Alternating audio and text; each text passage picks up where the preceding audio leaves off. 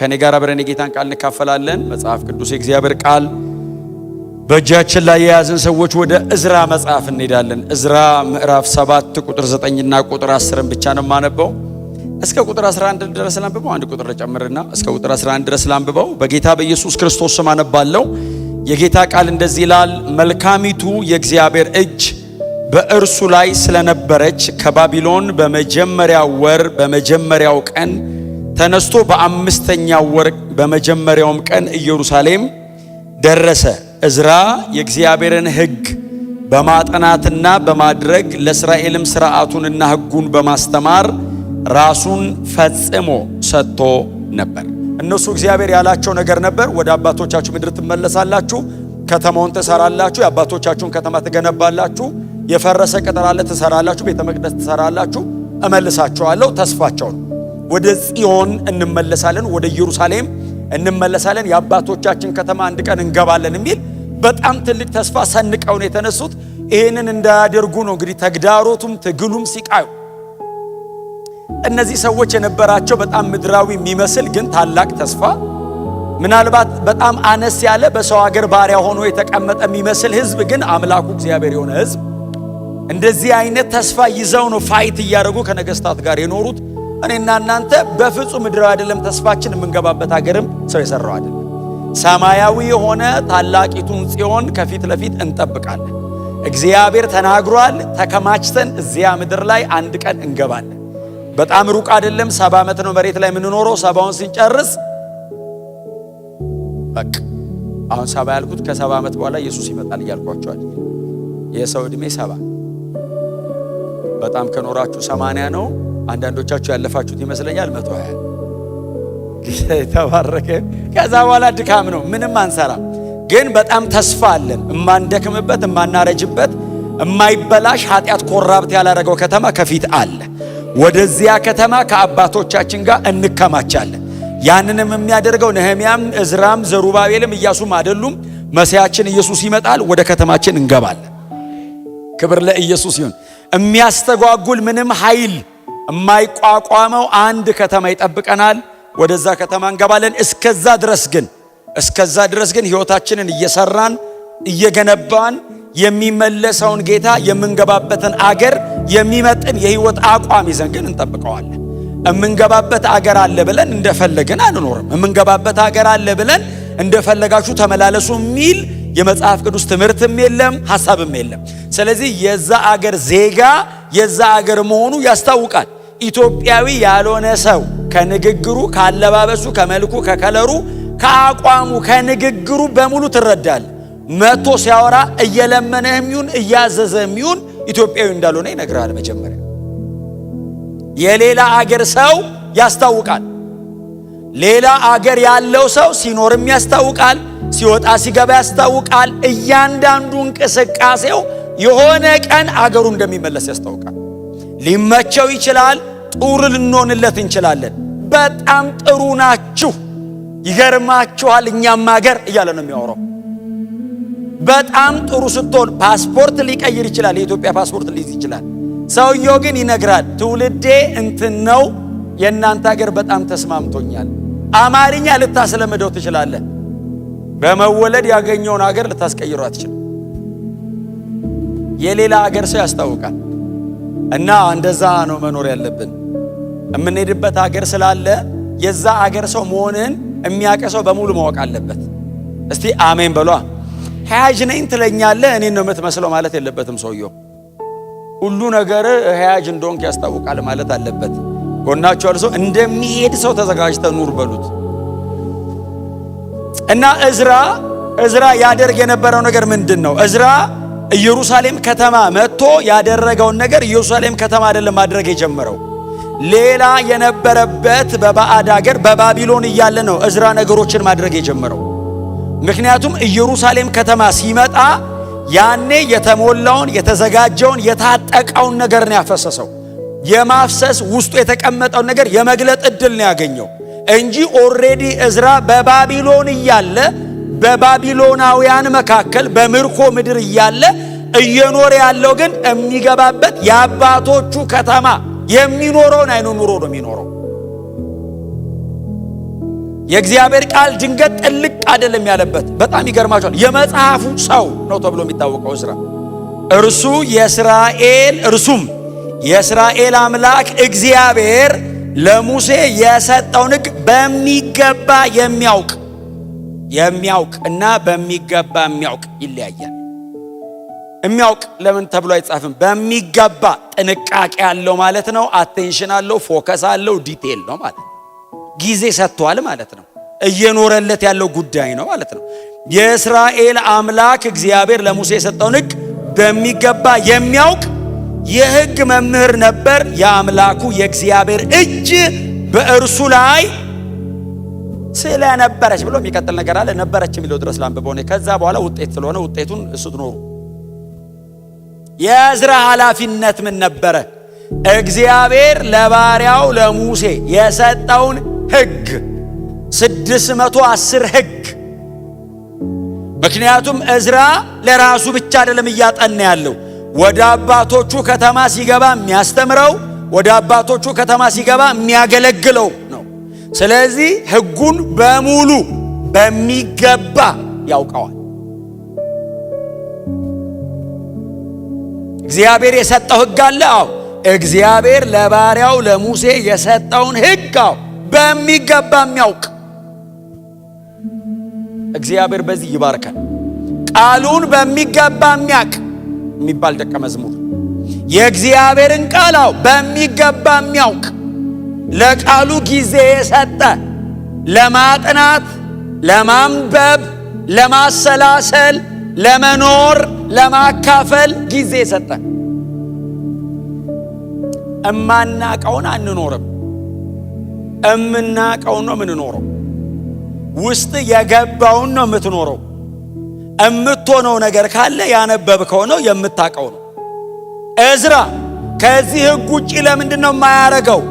ሕጉን በሚገባ ጊዜ ሰጥቶ ያጠናዋል። የባቢሎናውያን ዕውቀት ሊኖረው ይችላል። ኦብቪየስሊ ባቢሎን ስለኖረ ትምህርታቸውን ተምሯል፣ ተስፋ አረጋለሁ። ዕውቀት ይኖረዋል፣ ተስፋ አረጋለሁ። አይምሮ በጣም የተከፈተ ነው። አዲስ ብሉይ ኪዳን ላይ 6 መጽሐፍ ነው የጻፈው። ዕዝራ ነህምያ የሱ መጽሐፍ ነው። አንደኛና ሁለተኛ ዜና የሱ መጽሐፍ ነው። አይ ቲንክ የነገሥት 2ቱ መጽሐፎችም የሱ ናቸው። ስለዚህ ይሄ ሰውዬ ለቃሉ፣ ለሕጉ፣ ለትምህርቱ በጣም ጊዜ ሰጥቷል። የምናነበው፣ የምናጠናው፣ ጊዜ የምንሰጠው፣ አቴንሽን የምንሰጠው የእግዚአብሔር ቃል ከሆነ የሚጻፍልን እንደ ዕዝራ ነው። ሰውየውን እግዚአብሔር አዳሽ አድርጎ ለምን አስነሳው? ለሕጉ፣ ለቃሉ፣ ለትምህርቱ ጊዜ ይሰጣል። ነህምያ እንደሱ ላይሆን ይችላል። ነህምያ በጣም ጊዜ የሚሰጠው ለሌላ ነገር ሊሆን ይችላል። ምናልባት ስለ መገንባት በጣም ዕውቀት ይኖረዋል ነህምያ።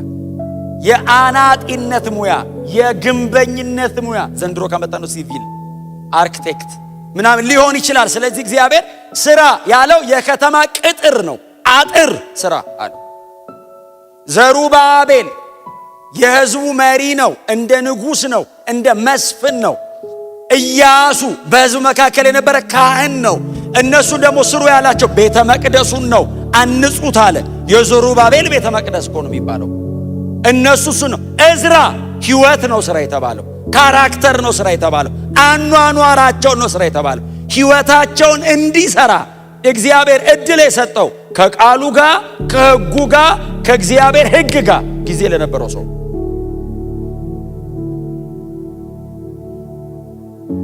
ክብር ለእግዚአብሔር ይሁን። መጽሐፍ ቅዱሳችን አዲስ ኪዳናችን ላይ ይሙላባችሁ የተባለው 2 ነገር ነው አይደል? አንደኛ መንፈስ፣ ሁለተኛው የእግዚአብሔር ቃል። ከሁለቱ ውጪ የሰው ሐሳብ፣ ልምምድ አይል። አንደኛ መንፈስ ይሙላባችሁ እንጂ ወይን ጠጅ አትስከሩ። ይሙላባችሁ ከስካር ጋር የተነጻጸረው አይደል? አሁን ወይን ጠጅ ሰው ያሰክራል እና እናንተ በመንፈስ ስከሩ። መንፈስ ይቆጣጠርህ። ለምን? እግዚአብሔር ያለው ቦታ ያደርሰሃል። አየህ፣ እግዚአብሔር መንፈስ ከወሰደ አትዋረድም፣ አትወድቅም፣ የፈለክበትም አትሄድም። እሱ ያደርሰሃል። ሁለተኛ የተባልነው ቆላስያስ 3:16 የክርስቶስ ቃል አይደል? የእግዚአብሔር ቃል የሚለው የክርስቶስ ቃል በሙላት ይኑርባችሁ። ይኑርባችሁ የሚለውን ቃል መንፈሳዊ ሕግ ያስተምር ብዙ አስተምራለሁ። የክርስቶስ ቃል በሙላት ይኑርባችሁ ማለት ከዘፍጥረት እስከ ራእይ በቃላችሁ እወቁት ማለት ብቻ አይደለም። እማታውቀው ቃል አይኖርብህም፣ የምታውቀው ነው የሚኖርብህ። ማጥናት ምንም ጥያቄ የለውም። ይኑርባችሁ የሚለው ግን በሙላት ይኑርባችሁ የሚለው ብራቢዮ የሚል አንድ ግሪክ ቃል ነው የሚጠቀመው። ብራቢዮ ማለት ዳኛ ማለት ነው። ትዝ ይላችኋል? ዳኛ ሬፍሪ፣ ዳኛ ማለት ነው። ለምሳሌ በእኔና በእናንተ ዘመን በጣም ኳስ ነው የምናየው። ጳውሎስ በነበረበት ዘመን ደግሞ ነፃ ትግል ነው እንደ ምሳሌ የሚቀርበው። ኳስ ነው የምናየው። ኳሳውን ዘንድሮ የሚያይ ሰው የዓለማችን ከዋክብቶች ያሉበት ሁለት ክለብ ሲጫወት ከተሞረጭ ብሎ ሁለቱን ከዋክብት ዓለም በሙሉ ቁጭ ብሎ እያያቸው ተቃራኒ ክለብ ውስጥ ሆነው ዳኛው ምልክት እስካልሰጠ ድረስ ከዓለም አንደኛ ነኝ ብሎ ኳስ የሚጠልዝ የለም። የጨዋታው አስጀማሪ ዳኛው ነው። የጨዋታው ሕግ ያለው ዳኛ ውስጥ ነው። ስለዚህ ሲጫወት የሚጫወተው ሰው በጨዋታ ብዛት ሕግ ሲያጠፋ ከተጫዋቹ በላይ ዳኛው ላይ ነው ሕጉ ያለው። ስለዚህ ተጫዋቹን ያስቆመዋል። ጨዋታውን አስቆሞ ይሄ ትክክል አይደለም፣ እንደዚህ ነው መጫወት ያለብኝ ይላል። ከዛ የጨዋታውን መጨረሻ የሚናገረው ዳኛው ነው። ዳኛው አለቀ ካላለ ተጫዋቹ ለምን ተዝለፍልፎ አይወድቅም? ጨዋታው አያልቅም። የእግዚአብሔር ቃል በእናንተ ላይ ዳኛ ይሁን። እንደሱ ማለት ነው። የእግዚአብሔር ቃል የመጨረሻ ባለስልጣኑ ናንተ ህይወት ላይ ማለት ነው። የተሞላው ቃል ነው ሚዛን የሚሆን ላንተ ህይወትን ባላንስ የምታደርገው በተሞላው በታጠቀው ቃል። በሰኞ በሮብና በእሁድ ስብከት ብቻ መኖር አይቻልም። እነዚህ ማቀጣጠያ ሊሆኑ ይችላሉ፣ ለማንበብ ማነሳሻ ሊሆኑ ይችላሉ።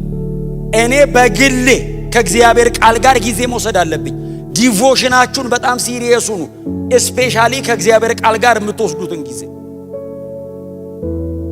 እዝራ ለህጉ በጣም ጊዜ ነበር። እግዚአብሔር ለሙሴ የሰጠውን ሕጋው በሚገባ የሚያውቅ። እንዴት ያስደስታል! ቃሉ በሚገባ የሚያውቅ የእግዚአብሔር ቃል በእዝራ ላይ ዳኛ ነው። ግን እነዚህ ሶስት እንትኖች አሉት እዝራ። እሷን ቶሎ ንግሬያቸው ልጨርስ። እዝራ 7:10 ላይ የሚያስቀምጠው ሶስት ናቸው። እንዳታዛነፉ፣ ሲኩዌንሷን እንዳታዛነፏት። መልካሚቱ እግዚአብሔር እጅ በእርሱ ላይ ነበረች የሚል አለ ቁጥር 9። ይሄ የእዝራ አይደለም፣ የእግዚአብሔር። እዝራ ላይ እግዚአብሔር መልካሚቱን እጁን አስቀምጦ፣ እግዚአብሔር ነው እጁን የሚያስቀምጥ። እጅን አስቀምጥ በላይ ላይ አላለውም። እግዚአብሔር እጁን አስቀመጠ። ለምን? የሚመቸው ቦታ ስለሆነ ተደገፈው። የማይመች ቦታ እሾክ ላይ አትደገፍ። ሰውየው እንደ ሕጉ ስለሚኖር ለእግዚአብሔር ተመቸው፣ ደገፋ። መልካሚቱ እጅ ላይ ነበረች። እግዚአብሔር ሲደገፍ መሬት ላይ አንተ እስቲ ያስደግፈኝ ብሎ የአዲስ አበባ ሲደገፍ ሩቅ ምስራቅ ድረስ ነው የሚታየው። እስቲ አሜን ብሎ ቻይናውም ኮሪያውም ምኑም ያያል። የእግዚአብሔር እጅ በላዩ ላይ ነበረች። እዝራ በምንድን ነው የጻፈው? በአራማይስጥ አራማይስጥ ነው። አይ ቲንክ የተወሰነው ክፍል ብዙ ዕብራይስጥ ነው፣ ግን የተወሰነው ክፍል አራማይስጥ ነው። በዛ ዘመን በፋርስና በባቢሎን ዘንድ አራማይስጥ ነው ኢንተርናሽናል ቋንቋ። በአራማይስጥ ነው የጻፈው። ለኛ በምንድን ነው የምናነበው? በአማርኛ። እዝራ ምናዊ ነው? እስራኤላዊ። ማን ነው ዘንድሮ የሚያነበው? ኢትዮጵያዊ። እጁ በላዩ ላይ ነበረች። ኢትዮጵያ ድረስ ነው የተጫነ። 1000 ዓመት ተሻግሮ እጁ በላዩ ላይ ናት እንላለን። ሲጫ እንደሱ ነው። ደገፍ ሲል የማይመለከተው ነው የሚያይ። እስቲ እዩት አይልም እግዚአብሔር። በግድ ነው የሚያይ። ስትመቸው ነው የሚደገፍ። እሺ እግዚአብሔር ደክሞት እኮ አይደለም። በቃ እስቲና እጁ በላዩ ላይ ናት የሚል ጥቅስ እንዴት ደስ ይላል! ካንተ ውጭ የሆነ ሌላ ነገር ማለት ነው። ጥረህ ለፍተህ ታግለህ የማታረጋውን የሚያረጋ የፈለገ ብትሆን የማታረጋትን ደገፍ ሲል ቁልፍ ያጣህለትን ጉዳይ በምን እፈታዋለሁ ስትል እሱ ደገፍ ሲል ብትን በር ነበር ወይ ነው ማለት። ክብር ለኢየሱስ ይሁን። ተከፈተ አይደለም ብትለው በር ነበር እንዴ? ብትን አጥር ነው የሚነቃቅ። ስሙ ለዘላለም የተባረከ ይሁን። እና እጁ በላዩ ላይ ነበረች። እግዚአብሔር ነው። የእዝራስ ቁጥር 10 የመጀመሪያው እዝራ የእግዚአብሔርን ሕግ በማጥናት የመጀመሪያው ማጥናት የእግዚአብሔርን ሕግ ማጥናት። ቤተ ክርስቲያን እየወደቀች ነው ብሎ ማውራት መፍትሄ ቅዱሳን ሕይወታቸው እየተዘበራረቀ ነው ብሎ መነጋገር መፍትሄ ነው። እርምጃ መጀመር ነው ያለብን።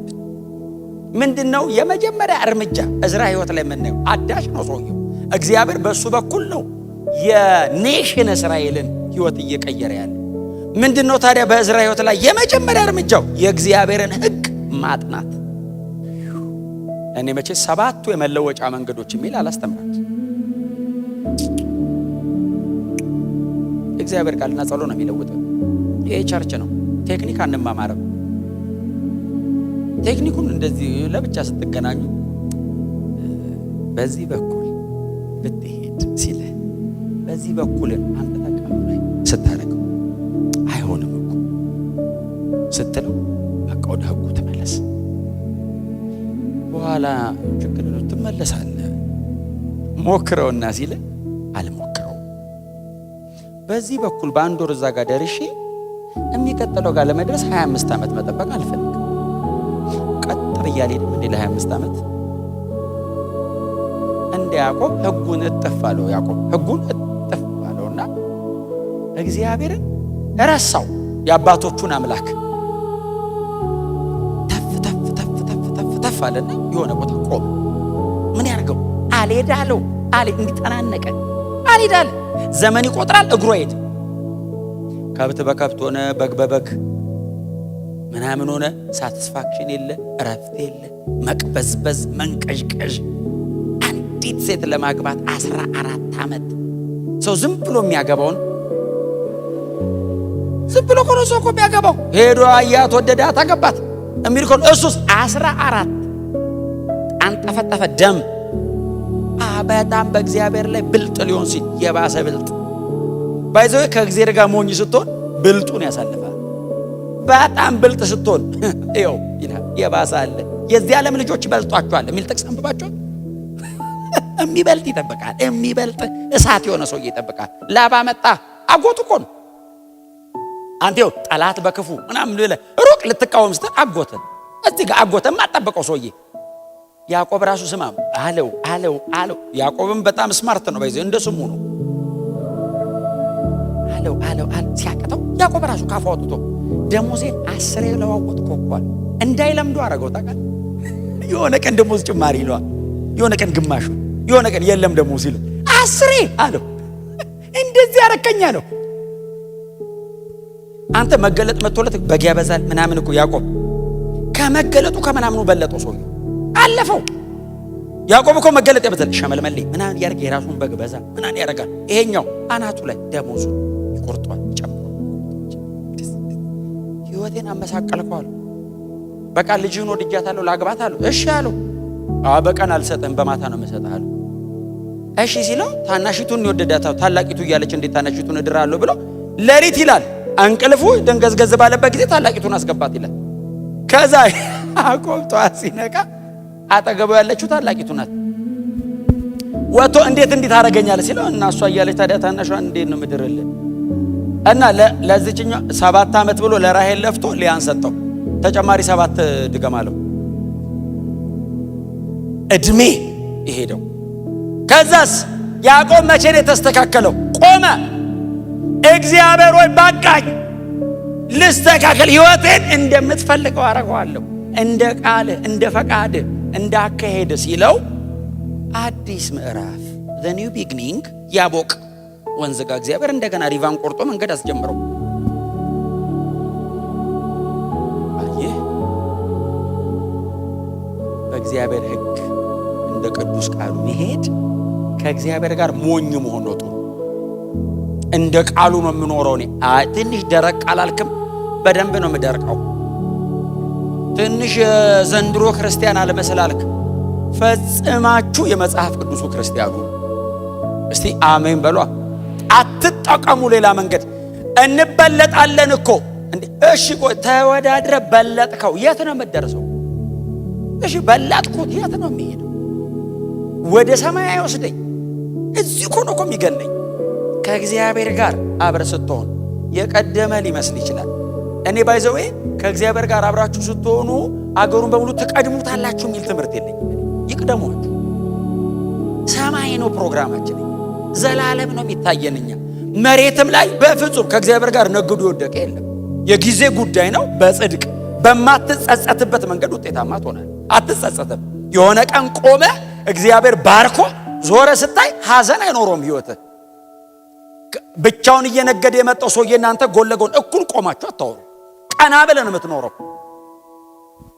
ከእግዚአብሔር ጋር ነግደ አትወድቅም። እንደ እግዚአብሔር የሚባርክ የለም። ሰይጣን ሁል ጊዜ እግዚአብሔር የሚሰጥህን ነገር በአቋራጭ ያመጣዋል። እሱ በአቋራጭ ያመጣዋል። እግዚአብሔር እኮ ጊዜውን ጠብቆ እኮ ይሰጣል። ሰይጣን በአቋራጭ ያመጣዋል። በቃ በዚህ በኩል ታጠፍ ይላል። ለምን? እንትናም ሊቀድም ነው፣ እንትናም ጥሎ ሊሄድ ነው፣ እንትናም ጥሎ። ስለዚህ ህጉን በኋላ ታስብበታለህ። የራስን ምርጫ ወሰድ ይላል። ኖ ስትል በጣም ዋጋ የከፈልክ ይመስላል። ከ10 ዓመት በኋላ ራስን ዝም ብለህ ይኸው ለትምህርታችን ያቆባለ ለትምህርታችን በጣም ብዙ ሰዎች ፌል አታረግም። ለእኔ ስኬቴ ከእግዚአብሔር ጋር መኖር ነው እንጂ የማገኛቸው ትርፎች አይደሉም። ከእግዚአብሔር ጋር መኖር ነው ስኬቴ። እግዚአብሔር መደሰቱ ነው ትርፍ። አሜን በሏ። እንደ ህጉ መኖር ይኸው ህጉን ለማጥናት ጊዜ ሰጥቶ ለማንበብ እላስጨራሽ ነው። እዚህ ጋር ቆሜ እንደማወራው አይደለም የእግዚአብሔርን ቃል ማጥናት። እኔ እዚህ ጋር ቆሜ እግዚአብሔርን ቃል አጥኑ ስል እናንተ አሜን እንደምትሏት ቀላል እንዳልሆነ አውቀዋለሁ። ሌላ መጽሐፍ ሙሉ መጽሐፍ በግማሽ ቀን የሚጨርሰው አንድ ጥቅስ ለማንበብ ሲቃይ ነው። በጣም ብዙ ሰው ይለኛል። በጣም ብዙ ሰው ነው የሚለኝ። እውነት እኮ ነው። እና መንፈሳዊ ስለሆነ ጸሎት ይፈልጋል። ቀጥሎስ ትጋት ይፈልጋል። ከኔ ጊዜ መስጠት ይፈልጋል። ለማጥናት ጊዜ ነበረው፣ ያጠና ነበር። ማጥናት ማንበብ አይደለም፣ ያለፋል ከማንበብ በጣም ሞር ጊዜ ሰጥቷል። ቀጥሎ ስብስብ ብሏል። የእግዚአብሔር ቃል ጋር ምንድነው የሚለው እያለ እየመረመረ ነው የሚያጠናው። ኢንተርናላይዝ ውስጡ ያስገባው ነበር፣ ይሸሽገው ነበር፣ ይይዘው ነበር። ማጥናት ማለት የሚቀጥል ሌላ ነገር ስትፈልግ ነው የምታጠናው። መረጃ አይደለም ከእግዚአብሔር ቃል እየሰበሰበ ያለው ዕዝራ ለመኖር እየጓጓ ነው። ማጥናት ህይወትን በዛ በኩል ለመምራት መፈለግ ነው። ማጥናት ራስን ዲሲፕሊን ውስጥ መክተት ነው። ማጥናት ከጥናቱ በኋላ ለሚቀጥል ህይወት መዘጋጀት ነው። የሚያጠና ሰው ቀጥሎ አለው ማለት ነው። ቴስት እግዚአብሔር ያደርገዋል፣ ጠላትም ቴምት ያደርገዋል። የሚያጠና ሰው ዝም ብሎ አይታለፍም። እግዚአብሔርም ቴስት ያደርጋል።